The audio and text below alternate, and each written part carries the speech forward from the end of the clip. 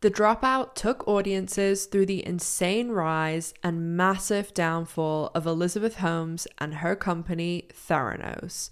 Unfortunately, The Dropout wrapped production prior to Elizabeth Holmes and Sunny Balwani going to trial, so when the show finished its 8-episode run, it left viewers wanting more. A lot of what was left out of The Dropout involved some powerful figures who were key elements in the rise of Elizabeth Holmes and Theranos, and these key figures used their power, connections, and money to remove themselves from The Dropout and other media surrounding Theranos, or they appeared in a heavily doctored positive light. So today we're going to be going over the top 10 things left out of The Dropout, including some of the key figures who have tried to distance themselves from the show, the company, and Elizabeth Holmes. So the first person we're going to talk about is David Boyce. Obviously, he was depicted in the show, but it seems very differently to what went on in real life. In the show, he's kind of depicted as this kind of carefree lawyer, that he is very, not on the side of Elizabeth Holmes. He's on the side of the law, and in a way he's like reining Sunny and Elizabeth in sometimes and cautioning them, when in reality, allegedly, he was the person who was orchestrating a lot of the kind of following and the really coming after people, because a lot of what Erica and Tyler were dealing with was the legal threats from Boyce, especially Tyler, because Erica was kind of protected by the whistleblower thing, but she was being followed. She was being handed letters in car parks that were signed by David Boyce. But Tyler ended up having to go to his parents to get money for all the legal situations that happened because of Theranos coming after him. And what they would do is say, okay, we're going to take you to court for this, and they'd give him a date of, say, August 15th, and then on August 14th they'd be like, oh no, never mind, it's going to be on September 15th, and they just keep pushing it like that. So Tyler was having to put out, or Tyler's parents were having to put out all this money to the lawyers that were dealing with this, but it just kept going on and not being resolved, and his parents ended up spending $500,000 on all of the lawyers and everything that was going on with Theranos, and they almost had to remortgage their house. So a lot of this, Boyce, his previous clients were Harvey Weinstein and Epstein and other people like that, and he is kind of going for this vibe now of, oh, I'm just this like sweet old man. I think that's what John Carreyrou says in his book that he tries to go for, but really John Carreyrou described him as like a grizzly bear when he had like a face-to-face confrontation with him. Be here, spend all this time and effort if we've got a technology. So why don't we discuss it more freely? Yeah, because it's trade secret, that's why. So he's obviously a really good lawyer and super smart, but he definitely wasn't on the right side when it came to Theranos. Speaking of lawyers, the next person I'm going to talk about is Heather King, who actually did work at Boyce Schiller, and she was the chief legal counsel at Theranos. Now, she is not depicted in the show. The legal counsel is Linda, and obviously when you look at Heather King behind the scenes, obviously I don't know her, she seems to be a very different person than Linda, but there are some things I think that Linda is kind of representing probably a couple of people that were the lawyers at Theranos, because they had multiple other law firms, very expensive and well-known law firms before they had David Boyce, and I think that Linda's probably like an amalgamation of all of those people. Heather King was basically like the attack dog when it came to John Carreyrou and his meeting with Theranos at the Wall Street Journal. And even if you listen on the tape of the recording that John Carreyrou released, like Heather King just like goes in immediately. To do our part to help educate you on what I at least believe are some, false premises upon which the questions are based. And she seems pretty aggressive, which I think you would have to be in that role, because obviously that's what Elizabeth wanted, and she wanted people that were going to go after the Tylers and Ericas. So I mean, it's difficult because like a job is a job, but it's, you know, whether your morals can let you go and do those sort of things, because I'm gonna say allegedly here too, but there's no way they didn't know that at least something seriously fishy was going on. They were so high up and involved that they had to have known at least that the machines weren't working, or I mean, maybe they had their head in the sand, but it just seems too hard to believe that they were so in the dark, and yet they were so involved. Next up is the test faking, and I know we got quite the look in the show about what they were doing with the Siemens machine and, you know, all the other bits that were going on, but I don't think that they did too good a job when it came to showing about the test faking from the investor side, because they had this entire thing orchestrated so that people like George Shultz and other people, Rupert Murdoch, etc., that were investing, that they saw this whole big charade and show that Elizabeth and Sonny would put on. So basically, if you were going into Theranos and you've been pitched to by Elizabeth,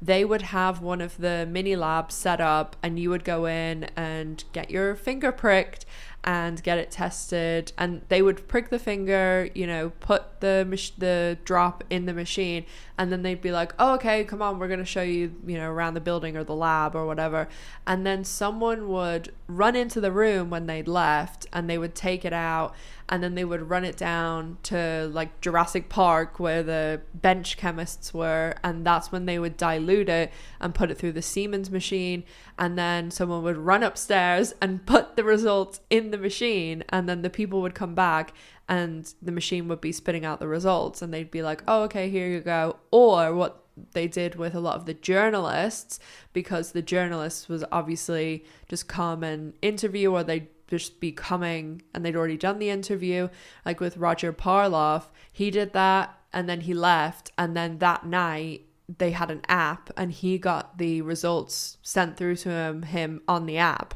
So when that's all going on, you can kind of see how those people, especially like the journalists and stuff, believed it, because obviously you'd be thinking there's no way that this is this is fake, that they're going through this.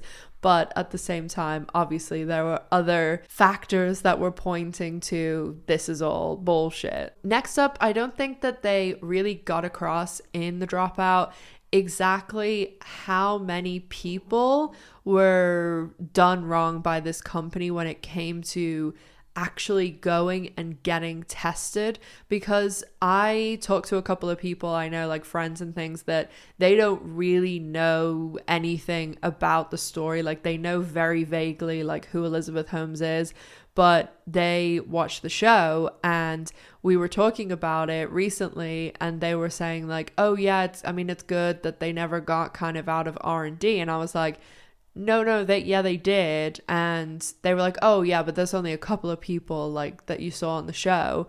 And it was a lot of people. Like they were operating in Arizona, in California, and although most people got it through insurance, so they weren't like defrauded of money, they ended up having to pay back all the people that like paid a copay or paid towards a deductible, or people who were self-pay and didn't have insurance. They had to pay all of those back, and it amounted to like a lot, like nearly 10 million. I'm sure there's some people out there who this caused them some issue that is irreversible, and you know, those people that, like we heard in the trial, that were told they were having miscarriages, there were people that were told they were having heart attacks, and I'm sure there's other people that things were missed because Theranos reported that their results came back fine. And I'm sure there's some big consequences out there, but maybe we haven't heard about because they've either been paid off or it just hasn't been realized yet. Next, I'm going to talk about George and Tyler Shultz. So they were obviously big parts in the latter half of The Dropout, and I still think they left quite a lot out about what happened and also the way that it was resolved. I have mentioned in previous videos, if you are really interested in Theranos, in The Dropout, in hearing more about the stuff that wasn't in The Dropout or the differences, I have a ton of Theranos videos, so I'll link them in the cards and in the description box below. But I did say in my last one that, you know, there was a lot of stuff that came out right around the time The Dropout was coming out. So obviously they'd long wrapped, but Tyler ended up finding out that kind of the whole reason that his granddad was going so hard for Elizabeth was because he, of course, a lot of people suspected this, he had got a huge grant of stock from her, and it was worth, you know, millions and millions and millions. So that, of course, always comes back to money being a motivation. He did say, you know, you were right all along, etc. But if you listen to Tyler on like a lot of, he's done a few interviews and podcasts, he doesn't talk about it too much because his lawyers have advised him not to, but he does kind of sound like a little bit disappointed, which, you know, that's natural, because think about all the time he missed out on with his granddad, and then the souring of that relationship and some of the things that were said, like you can't, you know, take that back or change it. So it is kind of sad that deep down, really, the motivation, Elizabeth did have some sort of grip over him, like she has over a lot of old rich white men. But it also was really about money, which is just sad. And obviously George having that big grant of stock wasn't really known about until the show came out, so that's why it wasn't included. The next person to talk about is Patrick O'Neill, and Patrick was the chief creative officer at Theranos. He used to work at Chiat Day and actually left there to go and work for Elizabeth. And Patrick is probably one of the people who had the most impact on Theranos getting out there, so many people knowing about it and all of that, because he was in charge of all the marketing. And, you know, say what you want about Theranos and Elizabeth Holmes, but the marketing was brilliant. Like, that's kind of the industry that I work in, and he obviously is great at what he does, but he was a really big Elizabeth worshipper stan. He just thought she was amazing, and he is not in the show at all. And I think Chiat Day also got off really lightly because they are only minimally depicted in the show, and I think that's probably because, you know, how they work. They have a lot of connections. They, of course, did all the advertising for Apple. That's why she hired them. He's still active. He still even puts Theranos as like he has a website, and he puts, like, you know, all his top sort of companies that he's done marketing for, and Theranos is on there. So as I said, I mean, the company is trash, but obviously the marketing was still really good. And I think Patrick was left out the same way they changed David Boyce a bit and Heather King and all these people weren't in. It's because they know someone like pretty high up. It has to be someone like a producer or way up there, because to be left out like that when you are such an instrumental piece, I mean, it's pretty significant.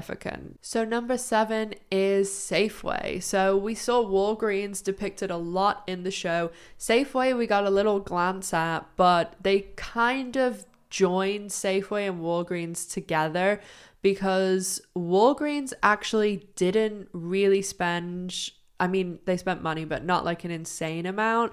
And they kind of, if you went into a Walgreens that was doing Theranos, they just had like some banners, and then they converted already rooms that were there and just put some like posters and things up. Obviously they still lost a ton of money. I mean, Safeway spent over 400 million on the Theranos deal, and they spent a lot of that completely converting a big portion of their stores. So they built these like custom labs that when you see Elizabeth like playing with the little model in the show, that's Safeway's. And I mean, they were super nice, but they never got to use them. And when the Theranos thing kept getting pushed back, they came to her, Steve Bird, and was like, we need to use these for something else because we're just bleeding money. And because they were bleeding money, like the executives weren't getting their bonuses because the money from Theranos had already been factored in, so that if they didn't hit those figures, obviously they wouldn't get their bonuses, and it wasn't bringing any money in, so of course they weren't hitting the targets.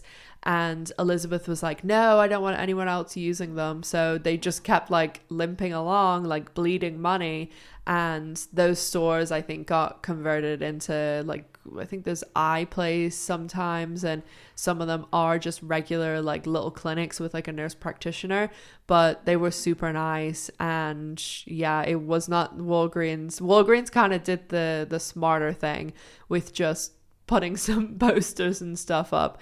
But yeah, Safeway, and that obviously cost Steve Bird his CEO-ship. So number 8, another thing I don't think they really got across in the show was just how famous and impactful Elizabeth Holmes was when Theranos was in its heyday, because she was absolutely everywhere, and she was just plastered everywhere as like the female CEO. She was like invited to the White House, like Obama asked her to be some sort of science representative. She was like best friends with Chelsea Clinton. She held a fundraiser for Hillary Clinton. And obviously we saw on the show, you know, she was with Bill Clinton, and Joe Biden came and toured Theranos. There was all these other world leaders that she, you know, met up with and had meetings with, and you know, pictures of her with all of them. And celebrities, so many pictures. She was invited to everything. She was on the Time, you know, 30 under 30 and all of these things. And actually the year that she was on the Time list, Adam Newman of WeWork, which is the other thing I'm always talking about. If I'm not talking about Theranos, I'm talking about WeWork. And both of them, Elizabeth Holmes and Adam Newman, were on the same list, and they have the same like backdrop picture. So, oh God, 2 frauds. That year was not a good year. So now we're getting to the period like after everything hit the fan. And number 9 is that in the show, because I don't really know what they were doing with the ending, they could have shown a bit more, but maybe they wanted to end it in this like dramatic way and use the, you know, ending cards to just quickly sum up what was going on. But they didn't really depict how things went at the end, because it wasn't just like the article came out and then boom, like she's not CEO and she's gone, and you know, then she's in trial. It was like it went in kind of pieces, because first the article came out and she cut Sunny loose, and she held on there, like, you know, as they said in the show, like no one left the board, and everybody stuck around for a little while, and things just kept getting worse. Like she got banned from the blood testing industry. And then there was, you know, when she went to the Wall Street Journal conference and did like a presentation, that's when people really were like, okay, like this is over. And then Sunny and Elizabeth had to go to the SEC, and, you know, you got all those videos of her saying, I don't know, like 600 times. And that's when she was told she couldn't be the director of a public company or anything like that. And even though Theranos is private, that's when she stepped down as CEO, and David Taylor came in as CEO. That only lasted like a really minimal amount of time. And then they announced that Theranos was dissolving. And then that's when, you know, her and Sunny were indicted. And first they were indicted together, and then the trials were severed because of, you know, the abuse allegations that Elizabeth made against Sunny. And number 10 is going into the trial. So obviously I think that they should have put something about the trial. If I was in charge of The Dropout, I wouldn't have put it out now. I would have waited and put it out maybe at the end of this year, because I just think it was like a half story. Like, they really wanted to be the first people to put out something with Elizabeth Holmes and Theranos, and a podcast is obviously way easier to adapt than a book. Jennifer Lawrence and Jesse Armstrong, who's the creator of Succession, if you haven't seen Succession, definitely go and check it out, but they are doing a movie that's called Bad Blood, and it's based on John Carreyrou's book. And I've really, really high hopes for this, because I absolutely love John Carreyrou's book. I've read it too many times to tell you, because it's embarrassing, but I think that this is going to be far better too, because obviously it's more material, but also they've waited so we know what the end result is. So I just wish they'd waited a little bit longer to put it out and included. I'm not saying they need to do a whole episode on the trial or multiple episodes, but just to be able to put something in there, or even like her going into trial, or like coming out after she's been found guilty, something. So that was one thing that I really would have changed. But I hope you enjoyed this list of things that weren't in there. As I said, all of my content is nearly Theranos or WeWork, so if you want to know even more Dropout, Theranos, Elizabeth Holmes stuff, make sure that you check out the content in the cards and the description box down below. Follow me on social media, check out my main channel, have a little look in the description box, and as always, make sure to stay safe, take care of yourselves, and I'll see you in the next one. Bye guys!